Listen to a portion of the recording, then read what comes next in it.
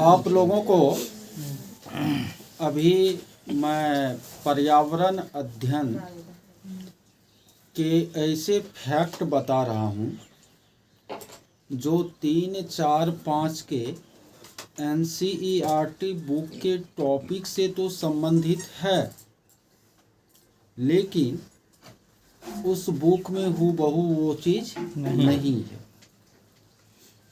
क्योंकि पिछले बार जो अलग अलग शिफ्टों में ऑनलाइन एग्ज़ाम हुई तो सारा स्टूडेंट केवल 3, 4, 5 के पर्यावरण अध्ययन में अंतर्निहित जो तथ्य हैं केवल उसे याद करके गए थे, लेकिन कुछ शिफ्टों में ज़्यादा और कुछ शिफ्टों में कम कुछ एक्स्ट्रा तथ्य भी पूछ दिए गए ना, और उन प्रश्नों में स्टूडेंट क्या हुए, फंस गए और वो कहने लगे हम लोगों को कि सर बहुत उल्टा पुल्टा चीज़ जो है एग्ज़ाम में पूछते। तो उसी समस्या को ध्यान में रखते हुए आप लोगों को इस बार जो मैं पढ़ा रहा हूँ तो 3, 4, 5 का जो पर्यावरण का तथ्य है उनको तो क्लियर रूप से मैंने बताया ही है। अब जो है उनके अलावे जो पर्यावरण के आपको तथ्य हैं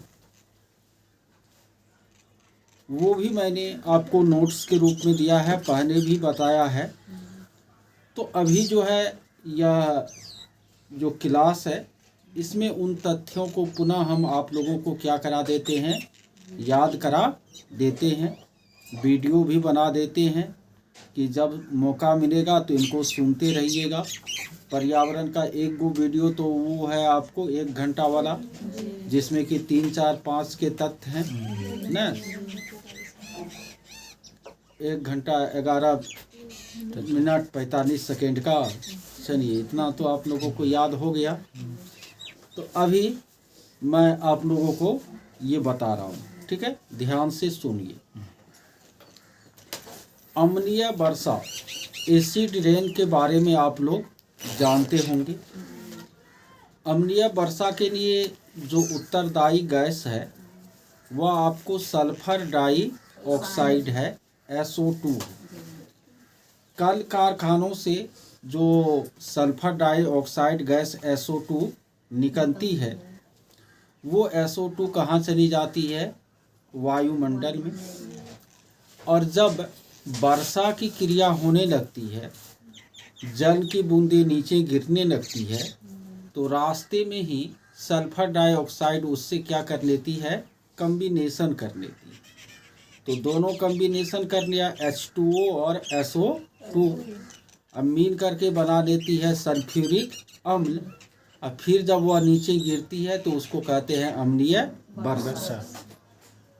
इमारतों का जो संक्षारण हो रहा है यानी उसके कलर में जो परिवर्तन हो रहा है उनका एक कारण अम्लीय वर्षा है। प्रश्न में यह पूछ देता है कि ताजमहल के संक्षारण के लिए उत्तरदायी घटना क्या है ना, तो क्या हो जाएगा, अम्लीय वर्षा ना। और अम्लीय वर्षा किसके कारण, SO2 के कारण, याद रह जाएगा। उनके बाद ग्रीन हाउस इफेक्ट, हरित गृह प्रभाव या ग्लोबल वार्मिंग, भूमंडलीय तापन, ये मिलता जुलता हुआ चीज़ है। और इनके लिए उत्तरदायी जो गैस है वह कार्बन डाइऑक्साइड मुख्य रूप से है। मुख्य रूप से क्या है, कार्बन डाइऑक्साइड है। लेकिन इनके अलावे methane CH4, nitrous oxide N2O, hydrofluorocarbon HFC, पर fluorocarbon PFC, sulphur hexafluoride SF6, ये सब भी आपको ग्रीन हाउस इफेक्ट के लिए, ग्लोबल वार्मिंग के लिए उत्तरदायी गैस है। मुख्य तो CO2 है, लेकिन ये जो नाम बोले, methane, nitrous oxide, fluorocarbon, sulphur hexafluoride, ये सब भी आपको ग्रीन हाउस इफेक्ट या ग्लोबल वार्मिंग के लिए उत्तरदायी गैस है। यदि ग्लोबल वार्मिंग बहुत ज़्यादा बढ़ जाएगा तो क्या होगा? तो यही होगा कि ध्रुवों पर जमा हुआ जो बर्फ है, ध्रुव पर जमा हुआ जो बर्फ है वह पिघलना क्या हो जाएगा? शुरू हो जाएगा। समुद्र का जल स्तर क्या होगा? बढ़ जाएगा। और एक समुद्र का जल स्तर यदि बढ़ेगा तो वह भू क्षेत्र को क्या करेगी? डुबा देगी ना। तो जल प्लावन की समस्या क्या हो सकती है? बढ़ सकती है, उत्पन्न हो सकती है। इसलिए आपको ये क्या है? खतरनाक है। उनके बाद वायुमंडल का जो तीसरा परत है वह क्या है? ओजोन मंडल। और ओजोन मंडल जो है O3 गैस से क्या है? बनी हुई है। ओजोन का सूत्र भी O3 होता है। ऑक्सीजन के 3 परमाणु मिल करके ओजोन का क्या करते हैं? निर्माण करते हैं। और ये ओजोन परत जो है पराबैंगनी किरणों को अवशोषित करती है। किसको अवशोषित करती है? पराबैंगनी किरणों को ना। और ये पराबैंगनी किरण जो सूर्य से आती है ना, सूर्य से आपको 3 तरह का किरण आता है। कितने तरह का? 3 तरह का। एक होता है पराबैंगनी, एक होता है दृश्य, और एक होता है आपको अवरक्त किरण। कौन किरण? अवरक्त किरण। तो अवरक्त किरण जो है वह पृथ्वी को गर्म करने का क्या करती है? काम करती है। उष्मा यानी सूर्य के प्रकाश में जो हमें गर्मी का एहसास होता है वह अवरक्त प्रकाश के कारण ही होता है। और जो दृश्य किरण है वो 7 रंगों की क्या होती है? बनी होती है। उन्हीं दृश्य किरणों के कारण हमें दुनिया क्या दिखती है? रंगीन दिखती है। और जो पराबैंगनी किरण है वह हमारे लिए क्या है? खतरनाक है, क्योंकि वह हमें हमारे शरीर में त्वचा कैंसर, सूर्य झुलसन आदि का रोग क्या कर सकती है? पैदा कर सकती है। तो इन पराबैंगनी किरणों को ओजोन परत क्या कर लेती है? रोकते हैं, अवशोषित कर लेती है, एब्जॉर्ब कर लेती है। इससे पृथ्वी का जो जीवधारी है वह सुरक्षित रहता है। तो ओजोन परत जो है पृथ्वी की क्या है? सुरक्षा कवच है। लेकिन इस सुरक्षा कवच में क्या हो रहा है? भेद हो रहा है। क्या हो रहा है? भेद हो रहा है ना। और सुरक्षा कवच को कमजोर कौन कर रहा है? क्लोरोफ्लोरोकार्बन। ओजोन परत की क्षति का जो कारण है वह क्लोरोफ्लोरोकार्बन नाम का रसायन है, जो कि आपको रेफ्रिजरेटर से क्या होता है? उत्पन्न होता है। जितना भी आपको प्रशीतक है जो चीज़ों को ठंडा रखता है ना, उससे ये क्लोरोफ्लोरोकार्बन गैस क्या होती है? उत्सर्जित होती है। और यह जो है खतरनाक है। क्या है? खतरनाक है, क्योंकि ओजोन परत की क्षति होगी तो फिर जीवधारी के लिए जीना क्या हो जाएगा? मुश्किल हो जाएगा। ठीक है। अब देखिए हमारा जो वायुमंडल है या हमारे चारों ओर जो हवा का आवरण है उसमें आपको 78% क्या है? नाइट्रोजन है। 78% क्या है? नाइट्रोजन है। ऑक्सीजन कितना है? 21%। और कार्बन डाइऑक्साइड कितना है? 0.03% ना। 78% क्या है? नाइट्रोजन, ऑक्सीजन 21%, दूसरे स्थान पर कार्बन डाइऑक्साइड 0.03%, फिर कुछ अन्य गैसें भी है ना। वायुमंडल जो हमारे पृथ्वी की सतह से ऊपर है, इस वायुमंडल की 5 परतें होती है। क्षोभ मंडल, जिसको परिवर्तन मंडल भी कहते हैं, ट्रोपोस्फेयर। उनके बाद समताप मंडल, ओजोन मंडल, आयन मंडल और बहिर्मंडल। तो क्षोभ मंडल जो है, जो भी आपको मौसम में परिवर्तन होता है, ऋतु में परिवर्तन होता है, कभी आंधी, कभी तूफान, कभी धूप ना, ये किसके कारण होता है? क्षोभ मंडल की। ये सारी घटनाएं कहाँ होती है? क्षोभ मंडल में होती है। उससे ऊपर जो समताप मंडल है उसमें आपको मौसम हमेशा एक जैसा बना हुआ रहता है। वायुयान जो उड़ान भरती है वह किस में भरती है? समताप मंडल में ही भरती है। उससे ऊपर ओजोन मंडल होता है जो पराबैंगनी किरणों को क्या करती है, अवशोषित करती है। उससे ऊपर आयन मंडल होता है। क्या होता है? आयन मंडल जो कि रेडियो विकिरण को परावर्तित करने का क्या करती है, काम करती है। और उससे ऊपर बहिर्मंडल होता है। तो ये 5 परत है किसके, वायुमंडल के। वायु में नाइट्रोजन 78%, ऑक्सीजन 21%, कार्बन डाई 0.03%।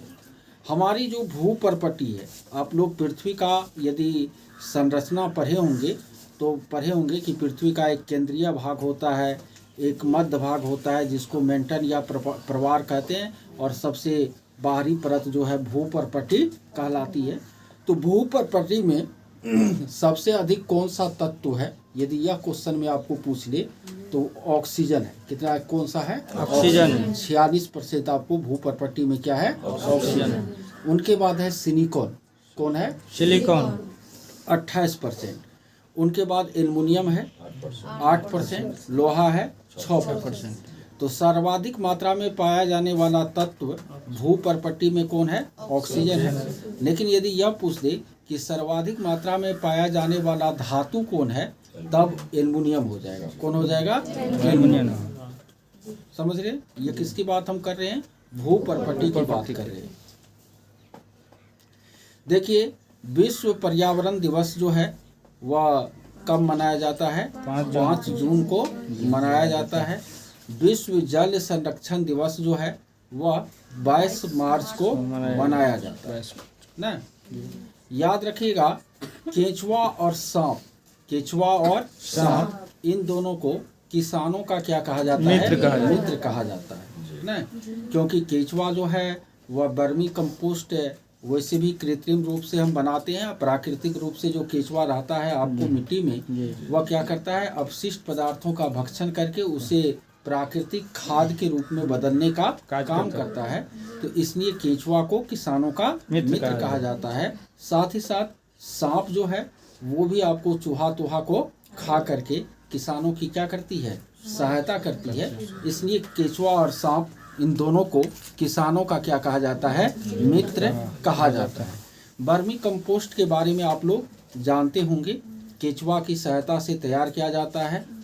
आपके गांव घर में भी वर्मी कंपोस्ट का गड्ढा होगा ना, उस गड्ढे में गोबर आदि जो है डाला जाता है। बाजार से वो जो वर्म है ना, वो ला करके उसमें डाला जाता है, वो उसको खाती है, और जो वह मन त्याग करती है वही क्या होता है, प्राकृतिक खाद होता है।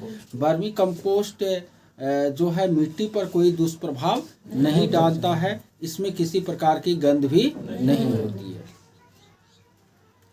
देखिए, पृथ्वी पर जल संकट की भी क्या है आपको स्थिति है। हालांकि पृथ्वी के 71% भाग पर क्या है, जल है। लगभग 2/3 भाग पर, 3/4 भाग पर क्या है, लगभग जल है। 3/4 वैसे 75% हो गया, तो 75 के लगभग में है 71। 3/4 भाग या 71% भाग पर पृथ्वी पर क्या है, जल है। 29%। तो जल तो बहुत ज्यादा है, ठीक है, लेकिन पृथ्वी पर फिर भी जल संकट की क्या है, स्थिति है। इसलिए है क्योंकि जो जितना जल है ना पृथ्वी पर, उसका मैक्सिमम भाग जो है ना, लगभग 97% भाग जो है वो समुद्रों में खारा पानी के रूप में है, जिसका कि हम प्रयोग नहीं कर सकते ना। शेष जो अलवणीय या मीठा जल 3% है, उसमें भी मैक्सिमम भाग जो है ध्रुवों पर बर्फ के रूप में क्या है, जमा हुआ है। तो कहने का मतलब है कि जल तो काफी है पृथ्वी पर, लेकिन उपयोग के लायक जल की मात्रा क्या है, काफी कम है न। भूमिगत जल जो मुख्य रूप से हम पीने के लिए, सिंचाई के लिए, इन सब के लिए उपयोग करते हैं, उनका जो लेयर है, उनका जो स्तर है, वो लगातार क्या हो रहा है, नीचे जा रहा है न। तो इसलिए जल संरक्षण क्या है, जरूरी है न। और जल संरक्षण के लिए ड्रिप सिंचाई भी एक बहुत ही महत्वपूर्ण विधि है। ड्रिप सिंचाई में क्या होता है, पौधे के जड़ तक बूंद बूंद क्या क्या गिराया जाता है, पानी, जिससे कि पानी की बर्बादी कम से कम हो। तो ड्रिप सिंचाई के द्वारा क्या किया जाता है, जल संरक्षण का प्रयास किया जाता है। देखिए, किसी चीज को मिट्टी में, किसी मिट्टी की बनी चीज को, किसकी बनी चीज को, मिट्टी की बनी चीज को आग में जो हम पकाते हैं ना, उसको बेक करना कहते हैं। क्या कहते हैं? बेक करना जैसे कुम्हार मान लेते हैं, चिकनी मिट्टी का कोई बर्तन बनाया, फिर उसको आग में क्या करता है, वो पकाता है। इस पकाने की क्रिया को हम क्या कहते हैं? बेक करना। बेक करना कहते हैं। देखिए, इस पृथ्वी पर जो भी जीवधारी है, जितने भी क्या है, जीवधारी हैं, लिविंग ऑर्गेनिज्म है, उनको दो भाग में बांटा गया है। एक फ्लोरा में और दूसरा फौना में। एक फ्लोरा में और दूसरा फौना में। फ्लोरा को हिंदी में क्या कहते हैं? वनस्पति जात। और फौना को हिंदी में क्या कहते हैं? प्राणी जात। न, फ्लोरा हो गया वनस्पति जात और फौना हो गया प्राणी जात। यानी जितने भी आपको पौधे हैं जो प्रकाश संश्लेषण के द्वारा भोजन बनाते हैं, वो किसके अंतर्गत आएंगे? फ्लोरा के अंतर्गत आएंगे। और जितने भी जंतु हैं वो सारे के सारे किसके अंतर्गत आते हैं? फौना के अंतर्गत आते हैं। देखिए, पिछले बार एग्जाम में यह भी पूछ दिया गया था कि इनमें कौन कीट का उदाहरण है, कौन पक्षी का उदाहरण है, कौन सरीसृप का उदाहरण है। तो इनको दिमाग में आप लोग सेट कर लीजिए कि कीट या कीड़ा का उदाहरण कौन कौन है। नहीं, कीट या कीड़ा का उदाहरण कौन कौन है। ठीक है, काकरोच हो गया, टिड्डा हो गया, मच्छर हो गया, न, तितली हो गया, ये सब किसका उदाहरण है? कीट का। न, किसका उदाहरण है? कीट का। एक होता है आपको कृमि, एक होता है कीट, एक होता है कृमि, वर्म्स। तो कृमि का उदाहरण कौन कौन है?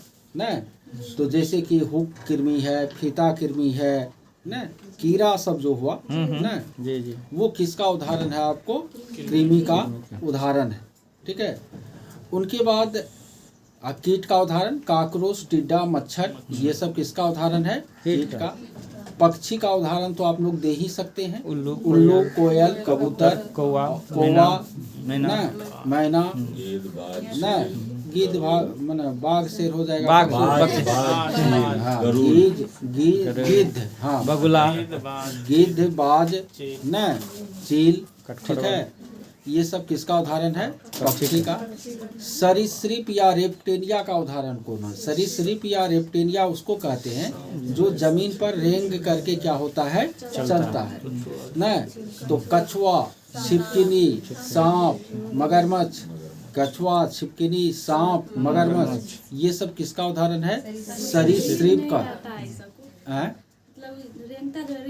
हाँ, रीढ़ नहीं रहता है, तो ये रेप्टेलिया या सरीसृप का क्या है?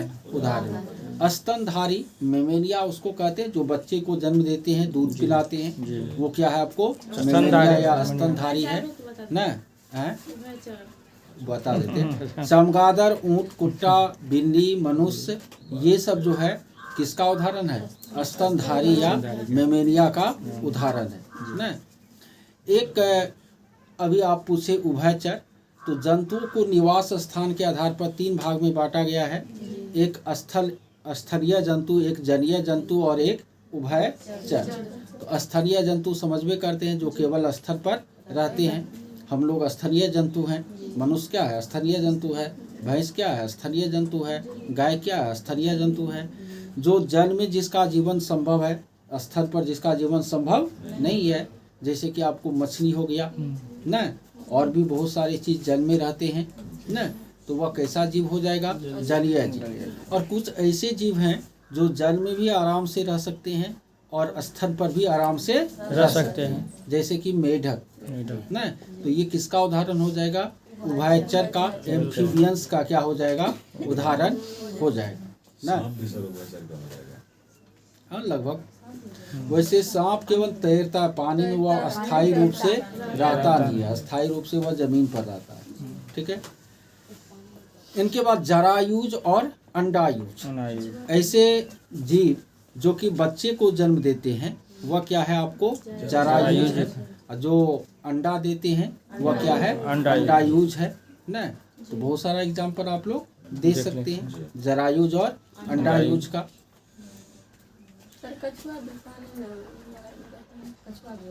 हाँ, कछुआ भी उभयचर का उदाहरण हो जाएगा।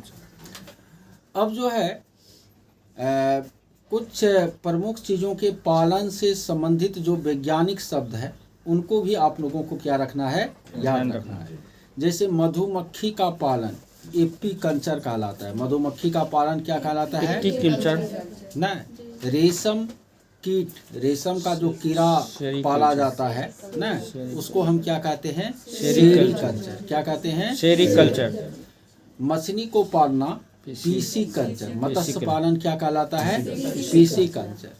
उद्यान सब जो हम लगाते हैं ना, उसको हॉर्टिकल्चर कहते हैं। क्या कहते हैं, हॉर्टिकल्चर। फूलों की खेती फ्लोरिकल्चर। ये इम्पोर्टेंट हो गया है तो बहुत सारा ना, लेकिन जैसे बिट्टी कल्चर अंगूर की खेती है ना, पोमो कल्चर आपको फलों की खेती हो गया, तो है तो बहुत सारा, लेकिन इतना से कम हमको लगता है कि चल जाना चाहिए कि एपीकल्चर मधुमक्खी पालन, सेरीकल्चर रेशम कीट पालन ना, पीसी कल्चर जो है मत्स्य पालन, हॉर्टिकल्चर उद्यान विज्ञान से संबंधित है, और फ्लोरिकल्चर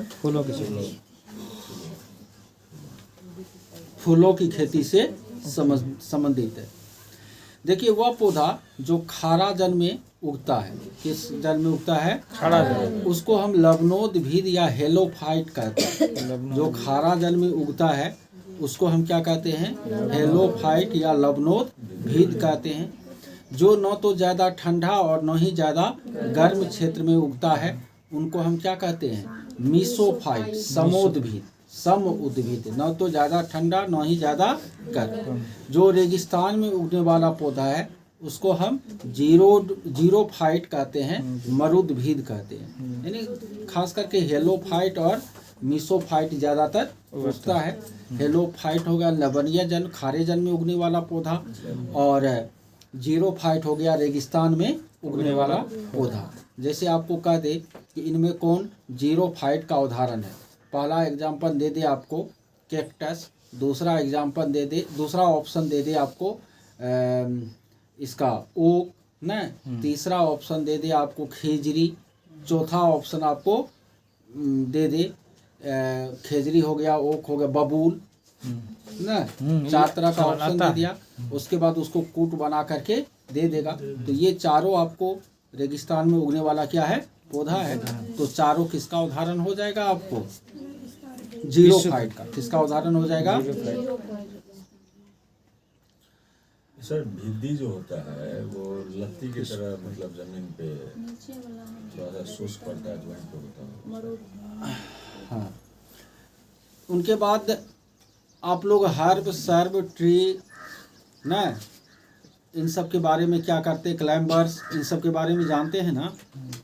हर्ब हो गया आपको हिंदी में उसको साग कहते हैं, झाड़ी कहते हैं, पौधा कहते हैं, और एक हो गया लता ना।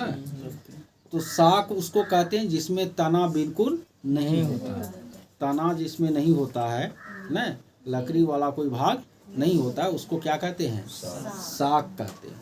बहुत सारा साग आप लोग खाते होंगे ना, बहुत सारा घासों को आप देखते होंगे, तो वो किसका एग्जाम्पल है, साग का उदाहरण है। किसका उदाहरण है, साग का।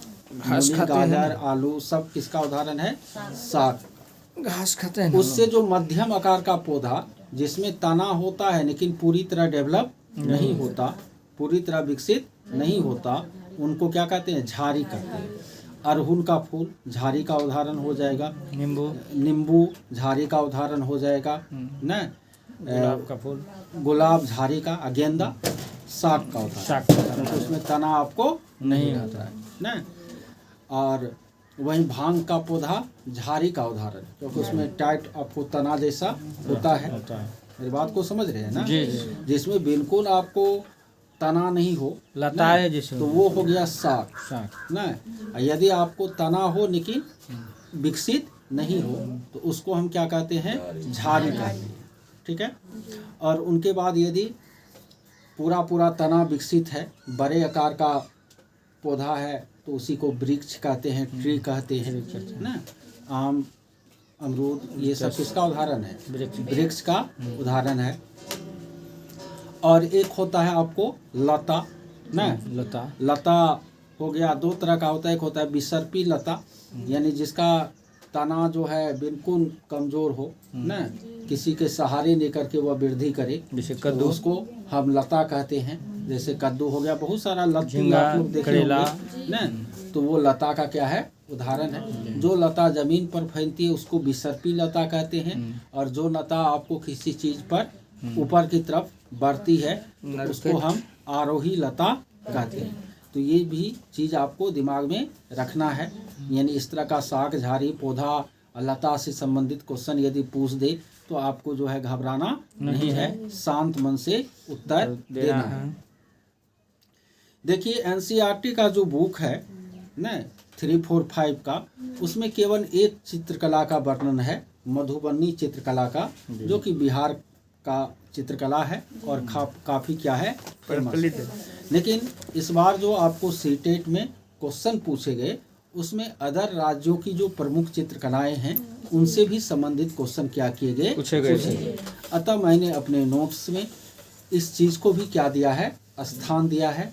जो वेरी इम्पोर्टेंट चित्रकला है उनको मैंने अपने नोट्स में संकलित किया है, आप लोगों को याद भी हुआ है। देखिए मधुबनी और पटना कलम, मधुबनी और पटना कलम, ये दोनों तरह की चित्रकला जो है किस राज्य से संबंधित है, बिहार राज्य से संबंधित है। मेवाड़ की चित्रकला न, मेवाड़ कहाँ पर है, राजस्थान में, तो राजस्थान से यह संबंधित है, महाराणा प्रताप वाला मेवाड़ न। कलमकारी, कलमकारी ये आंध्र प्रदेश की चित्रकला है। कलमकारी कहाँ की चित्रकला है, आंध्र प्रदेश की चित्रकला है। बरनी चित्रकला महाराष्ट्र की है। बरनी चित्रकला कहाँ की है, महाराष्ट्र की है। पट्टचित्र, पट्टचित्र जो है वह कहाँ का है, उड़ीसा का है। पट्टचित्र कहाँ का है, उड़ीसा का है न। थंका, थंका नामक चित्रकला जो है तिब्बत की है, कहाँ की है, तिब्बत। पिठोरा, पिठोरा चित्रकला कहाँ का है, गुजरात का। काली घाट नामक चित्रकला जो है कलकत्ता, पश्चिम बंगाल का है न। मंडाना और फन मानचित्र जो है ये भी राजस्थान का हो गया। यानी मेवाड़, मंडाना और फन ये सब कहाँ का चित्रकला है, राजस्थान का। बरनी महाराष्ट्र के मुंबई का। पट्टचित्र उड़ीसा का। कलमकारी आंध्र प्रदेश का न।